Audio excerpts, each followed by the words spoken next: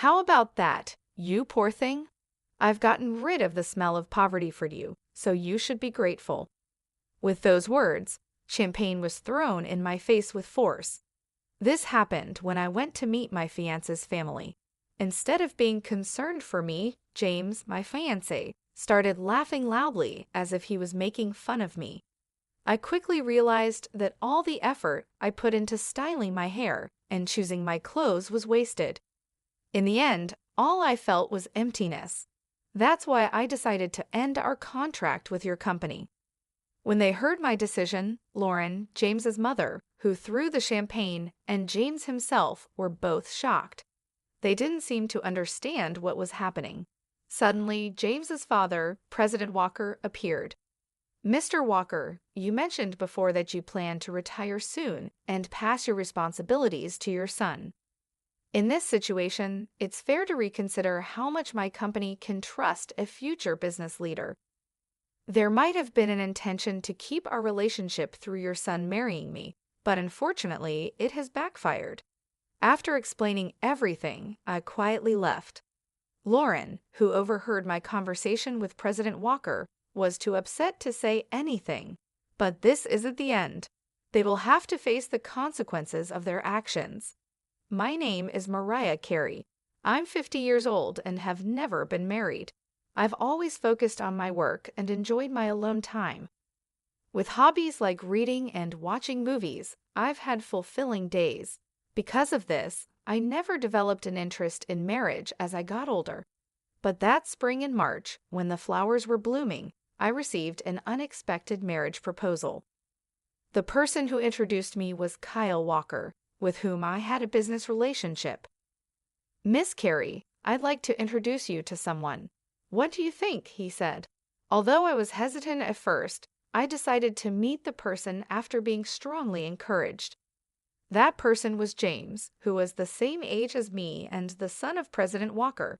He's the youngest son with several older sisters. He's come close to marriage a few times before, but has remained single. I had one request before our first meeting, but James was a polite and kind person, and I immediately liked him. I started thinking that maybe marrying him wouldn't be such a bad idea, so I suggested that we start dating. Both President Walker and James were happy with this idea, and everything seemed to be going well.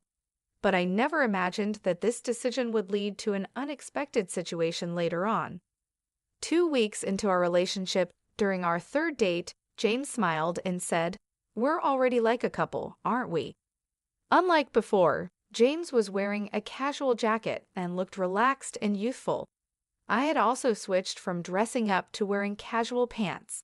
Even though we were both older, our feelings at that moment felt as fresh as those of young people. However, as the date went on, I started noticing something strange about James's behavior. He often made comments that felt a bit insulting. For example, he took me to a slightly upscale restaurant and proudly said, "You don't usually get to come to a place like this, right? This must be special for you." I could only respond with a vague smile. In reality, this restaurant was one of my favorites, and I had just visited it with a friend 6 days ago. But I didn't want to embarrass him, so I didn't tell him the truth. A waiter I knew noticed my signal and played along, pretending not to recognize me. While we were sitting, I noticed the watch on James's wrist. It wasn't the best watch out there, but it was nice. I complimented him, saying, "That's a different watch from before. The color is lovely, and it suits you." Embarrassed, James took off the watch to show it to me, thinking I was really interested. Since I wasn't that interested in men's watches, I just looked at it briefly and gave it back. But he seemed to insist on giving it to me again, saying, "Feel free to take a closer look. It's not every day you see something this fancy, right? Don't be shy." My reaction wasn't just out of politeness, I simply wasn't that interested in the watch. Though I agreed to take a closer look when he insisted, I felt a bit confused. To me, a watch is just an accessory, and I think checking the time on a smartphone is enough. I had mentioned his watch casually, just like I might compliment a friend's new decorative item. Many of the older people I work with wear similar watches, so I actually see them quite often. Thank you for showing it to me, I said. It's nice to have something you like. James then slightly pouted and subtly started looking at my belongings. What caught his attention was a bag that I'm really fond of. This bag was specially made for me at a workshop I love, reflecting the craftsman's skill and my personal taste. It's very practical and a bit expensive, but to James it seemed cheap. He asked, "Don't you have a proper bag? I think you should have something more prestigious." The bag was custom-made at a German workshop and doesn't have a brand logo. In fact, the craftsman's logo is hidden at the bottom of the bag because I prefer simple designs. It's hard for someone who doesn't know much about women's bags to guess its value just by looking at it. But I couldn't help feeling puzzled by his constant superior attitude. Sometimes I brush it off, thinking he's just a sheltered person who doesn't know much about the world, but the uncomfortable feeling doesn't easily go away. At one point, I thought about reconsidering the idea of marriage, but since we had only met 2 times, it seemed too soon to decide on breaking up. So I decided to wait and see how things would go. Since then, we've continued dating. James does show some immaturity at times, but he's basically an honest person. He no longer acts in that unnatural way he did before. No one is perfect from the start. If you have patience and gradually find harmony, love will eventually grow. I heard an older female celebrity say this on a show I watched, and I found some truth in her words. The following week, we went to a famous hotel buffet for our 5th date. Strangely, James piled 4 or 6 servings of food onto his plate. I lightly commented, "Are you sure it's okay to take so much? It would be a waste if you can't finish it." He suddenly burst into laughter. Wondering what was so funny, he said, "A waste, Mariah? Are you still talking like someone poor? It's okay to take this much. It doesn't matter if I throw it away if I can't eat it all." I made a sour face. It seemed he completely missed the point that wasting food not only costs money, but also inconveniences other customers. The issue isn't just about money. It's about resources and the environment. Aren't you aware of the concept of food waste? It's also inconsiderate to other customers, and eating like that isn't good, I said, my voice more stern than usual. James suddenly shrank back, poking at his pasta with a fork, and muttered, "I'm sorry, please don't be mad. My mom said you might be marrying me for money, and I just reacted without thinking." The word mommy stuck in my mind, and I accidentally repeated it. Referring to one's mother as mommy at his age was unusual and hinted at something odd about his family. As the date was ending, with this uncomfortable feeling in my mind, James drove me home. When I was about to get out of the car, he grabbed my hand and said, "Miss Carey, even though I am who I am, would you marry me? Even if not right away, being engaged is fine. I can wait as long as it takes." I was surprised by James's sudden boldness, but soon I began to feel genuine happiness from his actions. Despite the concerns I had about James, his way of asking made me feel joyful. I thought that maybe the things he lacked could be improved after marriage, and I could help guide him into becoming a loving husband. 5 months had passed since we first met, and I felt it was the right time to move forward. Let's grow together by supporting each other. We both have flaws and differences, so let's talk a lot and work them out, I said with teary eyes, moved by emotion. However, the moment I agreed to the proposal, James showed troubling behavior again. He said with a smile, "Let's start preparing for married life. First, you should quit your job, take care of the home, and learn housework from my mom." My joy vanished, replaced by rising anger. I responded more strongly than usual. "Don't be so presumptuous. If that's your attitude, then marriage is out of the question. Goodbye." James was silent, stunned. In that moment, I got out of the car and went straight into my house. Even though I decided to distance myself, I reluctantly agreed to meet James after he sent me a message over the weekend, insisting on seeing me. The weekend came quickly, and when the day arrived, James was already waiting at our meeting spot. As I approached, James stood up quickly and apologized deeply. "I'm really sorry about last time. My friends told me to be firm, and I took it too seriously. They even scolded me for thinking it was okay to act like that," James said, his energy low, which started to melt away my anger. Not long ago, I felt like getting upset with him, but I eventually made peace with it. It's a bit disappointing, but James is dear to me. He's very straightforward, and sometimes it's hard for him to tell the difference between a joke and something serious. He's easily influenced and a bit indecisive, but I reminded myself that no one is perfect from the start. Make sure you keep this in mind. "We're getting engaged, after all," I said with a small smile. Hearing this, James looked up suddenly and brightened right away. After a month of a somewhat turbulent engagement period, it was finally time to meet each other's families and announce our marriage. The first visit was to James's family home. Although I had known President Walker for a long time, it was strictly professional, and this was my first time visiting his home, which made me nervous. James was his usual gentle and lovely self, but he seemed a bit off that morning. I thought maybe he was just nervous, but that wasn't the case.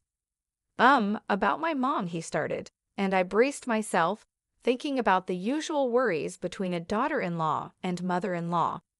But I trusted his mother, known to be a hard-working woman and the kind-hearted wife of President Walker. I hoped that if I spoke sincerely, she would understand me, but I was wrong. The moment I stepped into the room to greet them, liquid splashed onto my face. My eyes started to sting badly, and a strong irritation hit my nose, making me cough violently.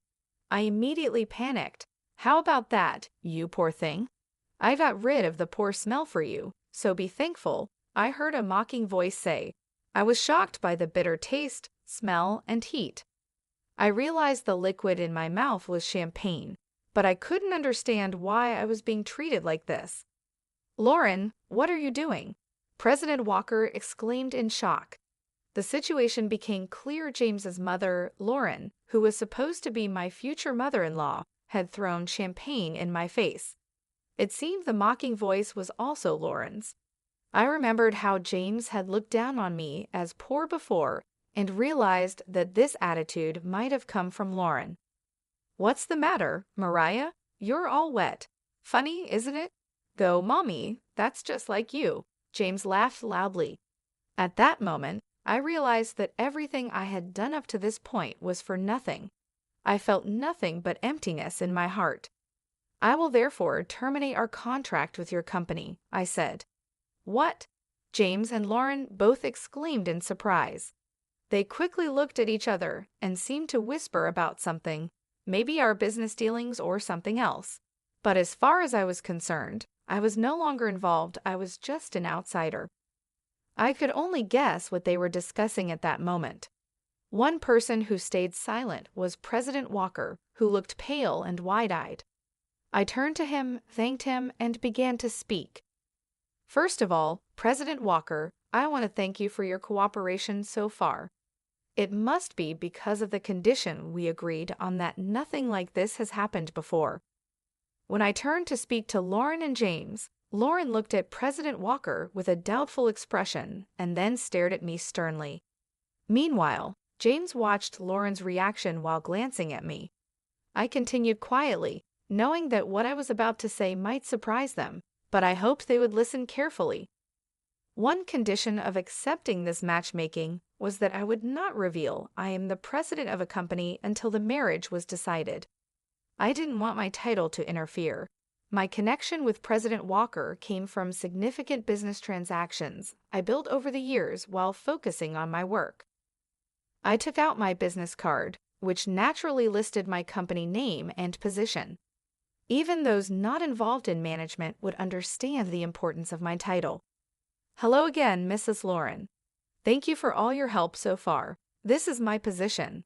I've been working with your husband's company for over 12 years, and right now, my company is probably your biggest client. I wonder what percentage of your company's sales we represent." When I handed over my business card, James turned pale with surprise. He worked in his father's company, so seeing my company name should have made it clear who I was. To President Walker, I was not just any business owner, I was the owner of one of his most important business partners. That's why I wanted my profession hidden at first, to truly see James's character when choosing a lifelong partner.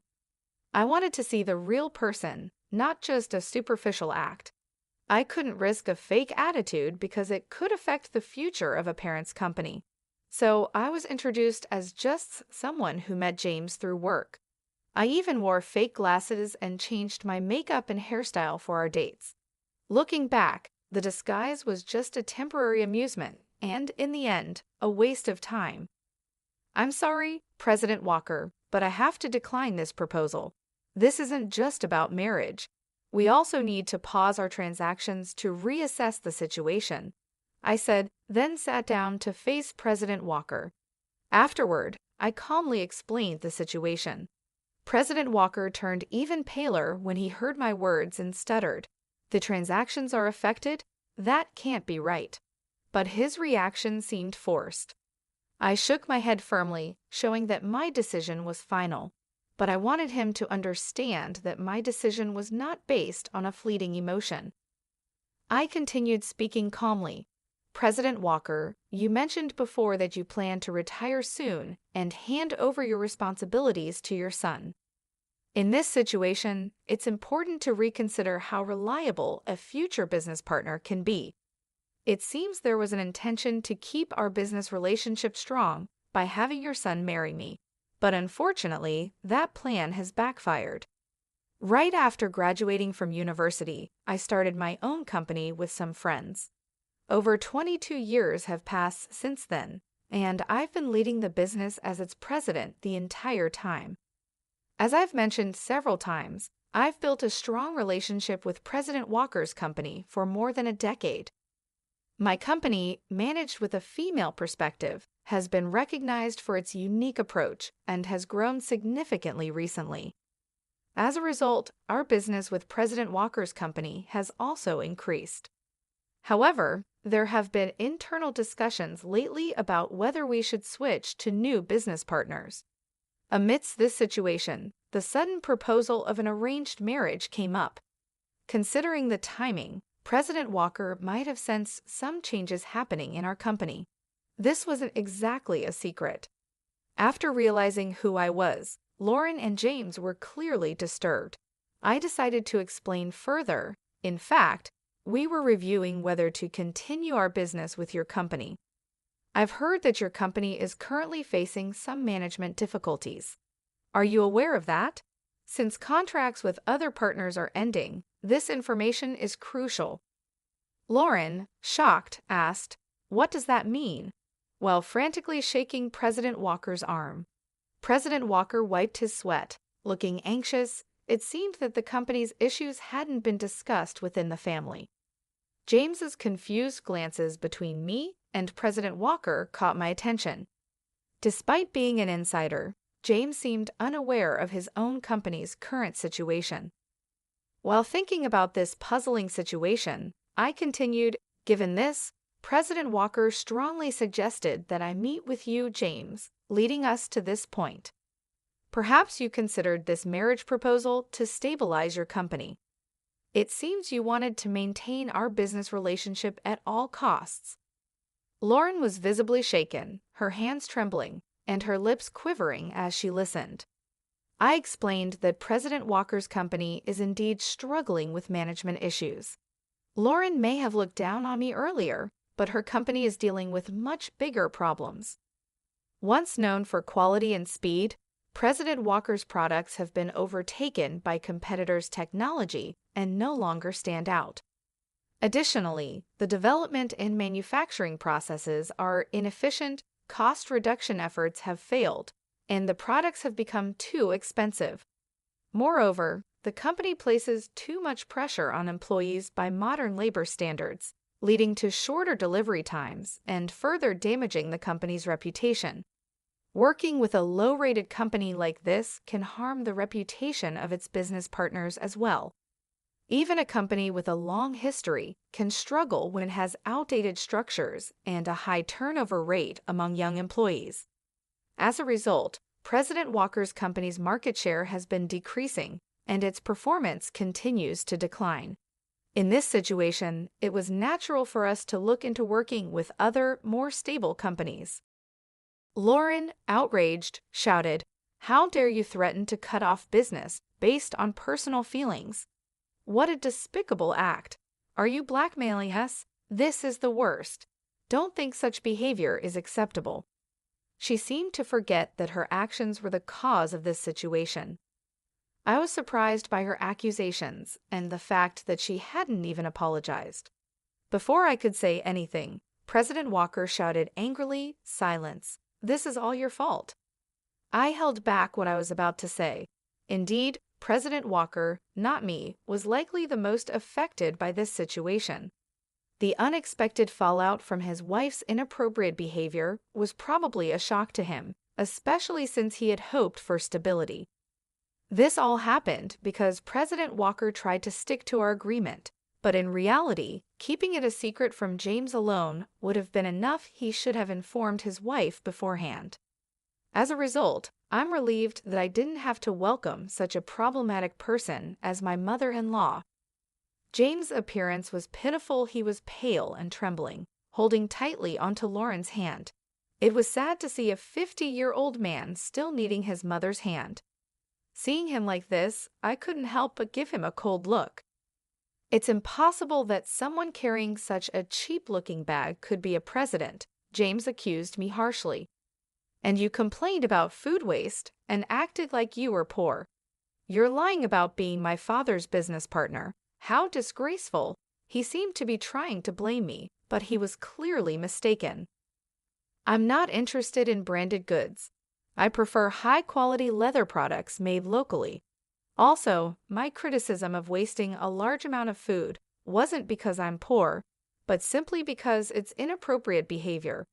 There's nothing fake about that. As for this bag, it's custom-made from a workshop I visit often.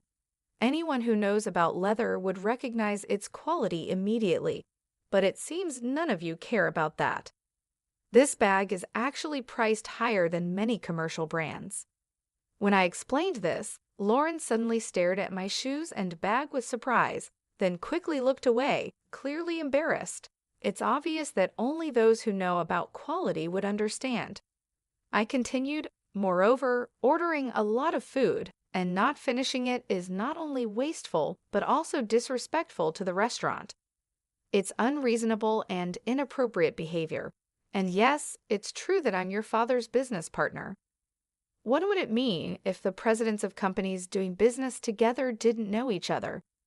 James seemed unhappy and unconvinced by what I said. President Walker frowned at his son's behavior when we confirmed that we knew each other. James looked down without saying a word, clinging to Lauren in a way that seemed very childish for his age. Seeing his immaturity, I couldn't help but feel disappointed. "If your company loses our business, we'll be on the brink of bankruptcy. Please forgive us." President Walker began to apologize profusely. His clear statement seemed to finally make Lauren understand the seriousness of the situation. Realizing the impact of his actions, James turned pale and started trembling, saying, "Mommy," with tears in his eyes, clinging to Lauren. But Lauren couldn't respond. Watching this scene, I let out a deep sigh of relief. I deeply regretted ever thinking about sharing my life with someone like James. I had thought that because he was honest, I could help him improve and make things better, but now that seems like a naive thought. I'm so sorry. President Walker kept apologizing over and over without actually offering any solutions or ways to address the situation. This could easily lead to us cutting ties on an emotional level. Therefore, I had to make specific comments about the engagement. "Let's talk about our engagement. I cannot consider marrying someone whose mother behaves so rudely. Moreover, he didn't even try to stop his mother and instead laughed along with her. I hope you understand why the engagement should be called off."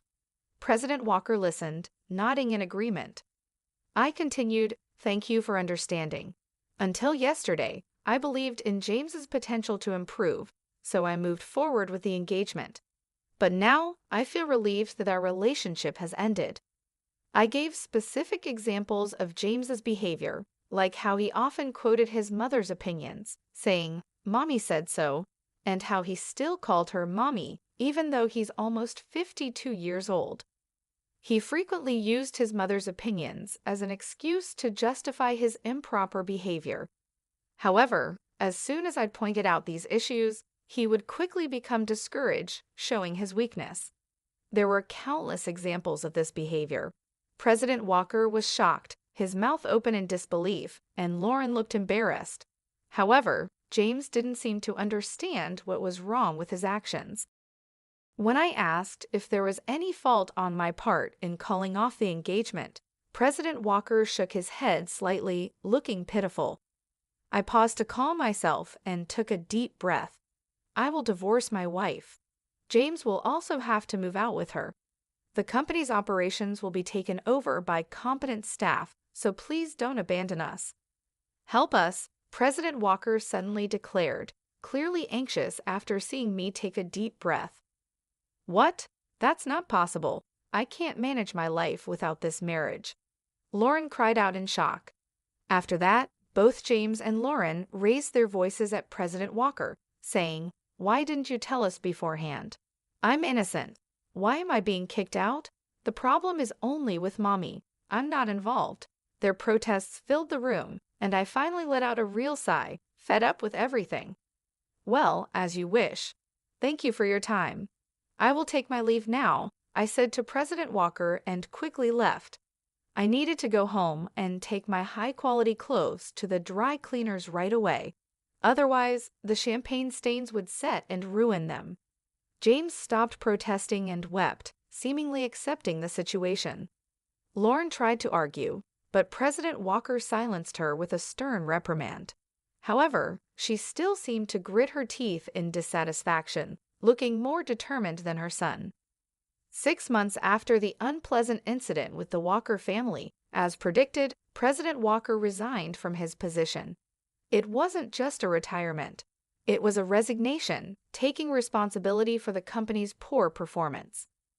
The main reason for the decline was the termination of the contract with my company.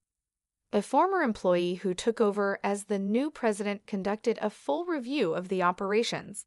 Moving away from family management was well received, and external evaluations of the company improved.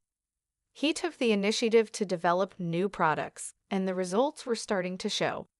At this pace, resuming the paused business transactions might happen soon. In the meantime, President Walker and Lauren officially divorced. As expected, James moved out with Lauren, and they started a new life together. However, rumors say they have daily conflicts. It seems that their close relationship was mostly based on financial comfort. After being forced out of his father's company, James quickly became unemployed. Unable to handle James's financial dependence, Lauren left him in President Walker's care and disappeared. I've heard she now lives alone in an old, low-rent apartment, mourning her situation. Lauren once bragged about her lavish lifestyle, but her behavior pushed many people away. Now, she has no helpers or friends and has become a lonely figure.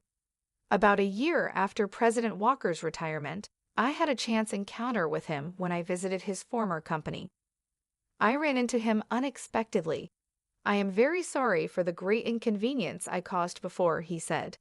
He had generously given half of his property to Lauren, but her financial troubles were mostly due to James's demands and Lauren's continued extravagant spending. Unfortunately, this is personal responsibility, and it's hard to feel sympathy. President Walker had planned to keep James at a distance, but he was shocked to learn that his nearly 52-year-old son didn't even know how to boil water. Eventually, they ended up living together. Now, he is firmly teaching James, making various decisions around the house. James had completely relied on Lauren, and President Walker admitted, "I feel that I didn't properly take care of my son and wife until now." This is the misfortune I created for myself.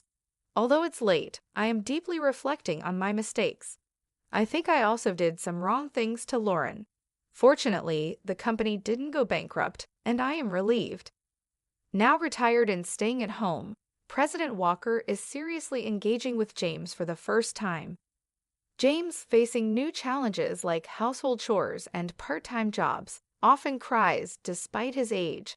I can only hope that he becomes a better person, but I have no desire to have any more dealings with him ever again. 5 years have passed since then, and my company is doing very well. My performance has improved compared to before, and the stock price has also risen. As for my personal life, I am no longer considering marriage. I have already informed my parents. When I got engaged, I explained everything to my parents, and when the engagement ended, I shared the details with them again. They supported my decision to stay single, rather than being involved with someone like that. As a result, my parents are now even stronger supporters of my focus on work. I stay busy every day and have taken up new hobbies to make my life more fulfilling. Although I used to prefer indoor activities, I recently decided to start exercising at the gym.